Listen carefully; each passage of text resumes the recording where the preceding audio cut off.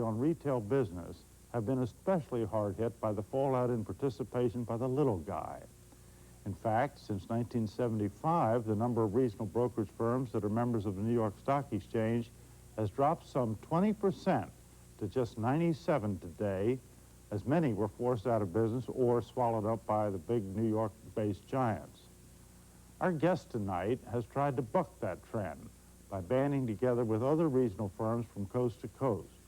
The firms, collectively known as the Acres Group, pool research about promising companies on their home turf in hopes of uncovering stocks that the major brokerage houses may have missed. And have they been unearthing any gems lately? Well, for some thoughts on that, let's go over now and meet tonight's special guest, Thomas Cameron. Tom, how are you? Fine, Carter. Nice to be Nice here. to have you here. Have a seat. Thank you. Thomas Cameron has been with the Philadelphia firm of Hopper Soliday, of which he is director since graduating from the Harvard Business School more than 30 years ago. But he's by no means just a Philadelphia story. In 1970, he founded a cooperative group comprised of regional brokerage firms, the Acres of Diamonds Research Group, and he continues to serve as its chairman today. Tom, why would an investor deal with a regional brokerage firm as opposed to a national one? Many reasons, but one would be that I think that with a regional firm, a client would be much closer to the top management, have access to that, as well as to the research department directly. All right. Well, tell us about this Acres Group that you've put together. What is it? How does it work? It's an association of now 15 firms, and we exchange all our research at the time that we finish a report. It's immediately sent to the other 14 and vice versa. And then we meet every 2 months sequentially, city by city, for 2 days. And the first day we exchange what we're doing with each other, and the second day we have 4 companies come in and share themselves with us. All right, so all of the firms are independent operating firms. Absolutely. But you work together as far as research ideas is concerned. That's right. What kind of research ideas? What do you explore? We explore all kinds of large companies, emerging growth companies, turnarounds, no one special niche. Do you think you have an advantage that others don't have in that area of research? Oh, I definitely think so. What are the advantages? Well, I think one thing is that when you have put your roots down in a particular community and you know the people that run the companies, and you're able to read the paper and walk across the street and talk to the people, you just have an advantage that someone 1,000 miles away doesn't share. Okay, well, let's see what those advantages are. Are there any stocks that the Acres Group has come up with recently that they like? Well, I talked to all 14 of the other firms as well as our own, and in all honesty, I couldn't tell you about all of them. If anybody is interested and they send me an envelope, I'll send you the list of all of them if they want. But in terms of some of the ones in the big category, Citizens Utilities and Philip Morris are 2 long-time, really quality companies that we like. Are these companies that the individual firms are very close to, is that Oh, yes. right? Are there any smaller firms in any of the regional areas that come to mind? Many. Well, I'd say in the emerging growth, 2 that many of us like, and we've talked to them many times, would be First Executive Corporation, which is in the life insurance business. Okay. And I would say that one of our very favorites is Shared Medical Systems, which has financial management systems for hospitals. I see. And tell me a little bit about that. Why is this a good investment, Shared Medical? Well, what they do has gone from interesting to the hospital boards to probably the single most important thing to a hospital, because with diagnostic-related groups and preferred providers, there's a tremendous drive to cut costs and make sure that they come in within budgets. And Shared Medical Systems is the unquestioned leader in providing services to hospitals and doctors as far as providing them with the data, They have not only mainframe capabilities, but networking with personal computers, and they are the best. All right, Tom, we're going to have to share some time with our panelists here, and I will start with Monty Gordon.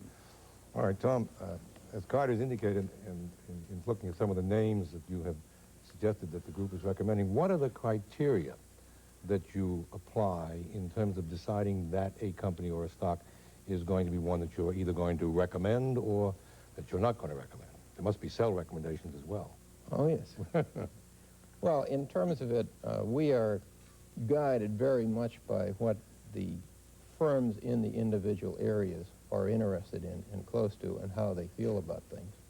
That doesn't mean because someone in Savannah or in Detroit or someplace else likes it that we automatically do, but you get to know the analysts over a period of years, and some players you really have a great deal of respect for. What are the criteria the analysts use? I'd say the same as in big cities like yourself. The increasing dividends, increasing return on investment, increasing earnings per share, that sort of thing. Tom, I'd like to shift your attention momentarily from Wall Street to Main Street. A lot of people are looking for a broker, and they don't know how to find one. They've either made money or inherited money, or an insurance policy has come due. If you don't know a broker in a given town, either large or small, how do you go about finding a reliable one? I would say that the best way I can think of is to ask people who seem to have successful investment associations. We do very little advertising in our firm, and we find that it is word of mouth and recommendations of one satisfied client to another. And will they do better with a regional broker than with a large wirehouse, in your opinion? Well, I think that there are good people in wirehouses, there are good people in regional firms. I think the essence of it is that people in regions put their roots down, and if you develop an association that works, and it can be for a very long time, you know that person's going to stay there. Thank you. Tom, I'd like to ask you a question about performance in mutual funds, since you run one. You run a relatively small mutual fund, under 50 million in assets. Is there an advantage to being small in running a mutual fund that is under 100 million versus, let's say, $1 billion or more in assets? And if so, what is that advantage for the investor in terms of performance? I would say the major advantage of having a smaller fund is that you can move in and out of the market in a much easier fashion. Very large funds might like to buy things and can't, or they can't. And another thing is that, as you know, very large funds can only invest a certain percentage of their assets in any one company, and so their universe that they can pick from is much smaller than ours. All right, let me pick up on that. You do, in fact, manage a mutual fund. Why don't you tell us the name of it? Thank you. Sovereign fund. Sovereign Fund. Yes. All right, and how big is it? $21 million. About $21 million. Tell us about your philosophy in the management of that fund and picking of securities. We are unique in that we only invest in companies that have raised the dividend every single year for at least 10 years. Interesting. So dividend improvement is very important to you. Why do you consider that important?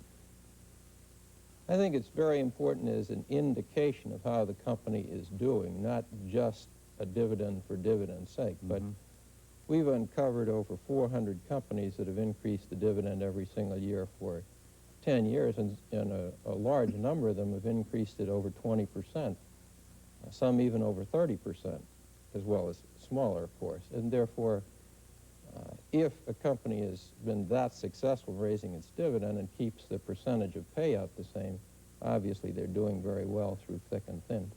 Now, you told Pete that a small fund has an easier job of trading because of the less shares involved. Do you have high turnover in your fund? No, I think last year we had about 17%. Our thought is if we find something good, we want to hold on to it. Okay, so you're basically a long-term investor as far as that fund is Yes, concerned. definitely. What areas of investment do you have in the fund? I'd say we have a very few manufacturing companies now. We have, of course, utilities, bank stocks. We have a lot of specialty companies, Jostens, the class ring company, Betts Laboratories, which is in water treatment chemicals, Fort Howard Paper. We have a combination of very high growth companies and very conservative ones. I see. So growth and total return from those dividends is your objective from the fund? Absolutely. Okay. We have a very short period of time left, Tom, but why don't you tell us generally how you feel about the stock market at this time, and are you aggressive or not? I would say that I feel good about it. I think we feel that perhaps Wall Street is a little too caught up with price-earnings ratios of the last year or so, and not looking at the fact that they've been 14.5 times earnings for the last 70 years on average. I'm going to have to stop you there because we've run out of time. I want to thank you, Tom Cameron, for being with us tonight, and I want to thank you for having been with us. I hope you'll be back with us again next week. Frank Cappiello will be sitting in for Lou Rukeyeser while he's enjoying his second week of vacation and talking with one of the West Coast leading technicians. He's David Holt. Don't miss it.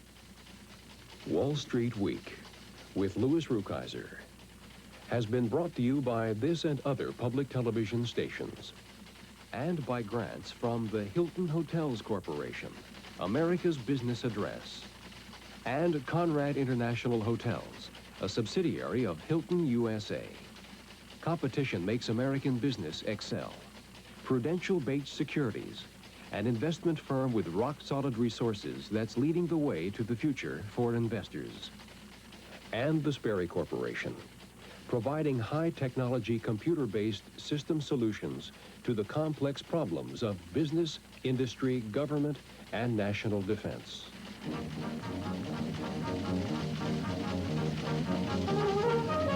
For a printed transcript of this program, send $2 to Transcripts, Wall Street Week, Owings Mills, Maryland, 21117. That's $2 to Transcripts, Wall Street Week, Owings Mills, Maryland, 21117. Maryland residents, please add 10 cents sales tax. Wall Street Week transcripts are also available to subscribers of the Dow Jones News Retrieval Service. Wall Street Week is produced by Maryland Public Television, which is solely responsible for its content.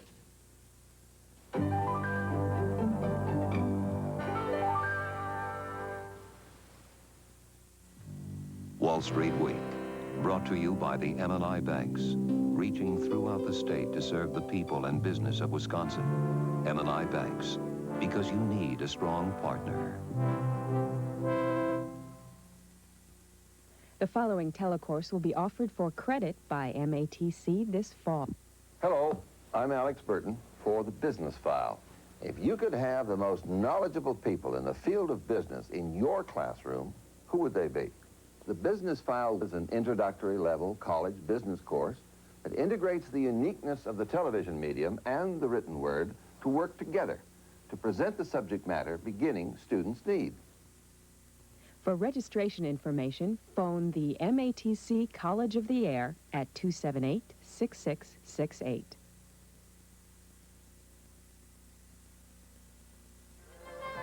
Next time on Evening at Pops, special guest Joan Baez. Bobby McGee, I remember your eyes are bluer than robin's eggs. My poetry was lousy, you said. Where are you calling from? A booth in the Midway. I'm a dreamer, oh,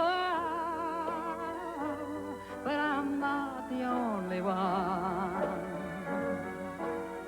I hope someday you'll join us, oh, and the world. Folk singer Joan Baez performs favorites by Chris Christopherson, John Lennon, and her own songs when she joins John Williams and the Boston Pops Orchestra next time on Evening at Pops. Monday night at 9 here on Channel 10.